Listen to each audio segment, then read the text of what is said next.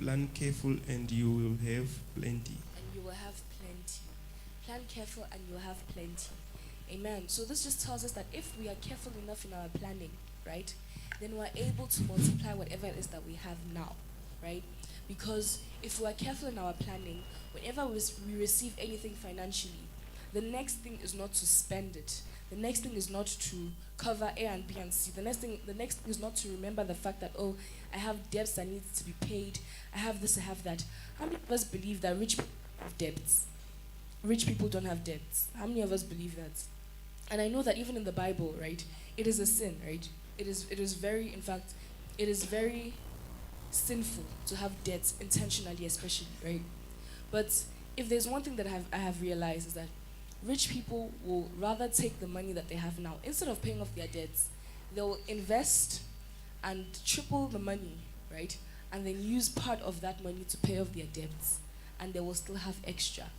But if there's one thing that I know about other people, is that whenever they receive anything financially now, like I said earlier on, the next thing they'll do is remember, oh, I owe who and who.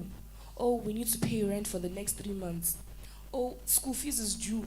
Oh, the groceries we have will not last us for the next 2 years. Now they want to buy groceries for the next 2 years. It is very. That is because they are always currently have debts. They are always in the mode, right? But if there's one thing that I have realized, paying off whatever it is rich people that is left, rather take the money instead of invest, instead of paying off their debts. So that Bible says, if we plan carefully, we have to plan carefully.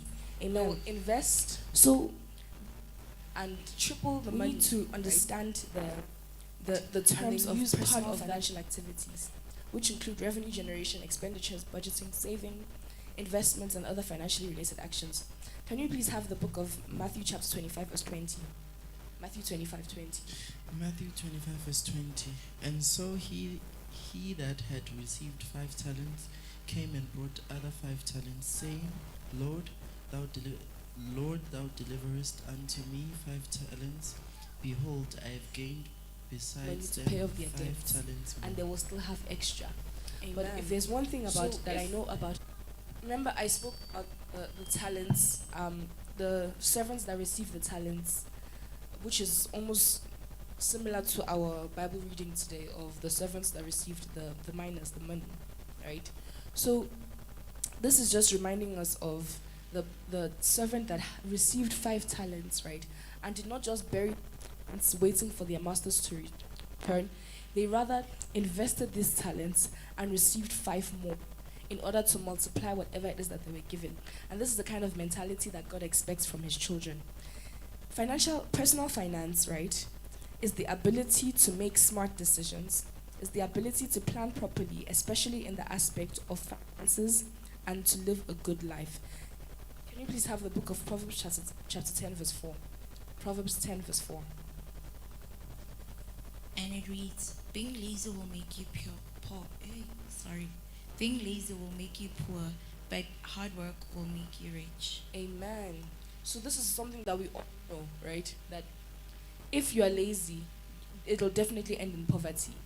If you are lazy, it'll definitely end in poverty. You know, the Bible speaks about it so many times about lazy people. It speaks about how the idle minds are the devil's workshop. It speaks about a man that cannot provide for his family is worse than an infidel. You know, so many different things that the Bible speaks about if you are lazy. So this is just trying to tell us that we should not be lazy. Our first outline has the subtopic net worth. How many of us knows what net worth is? Net worth. How many of us have heard the term net worth? How many of us knows what it means? How many of us knows what the term net worth means? So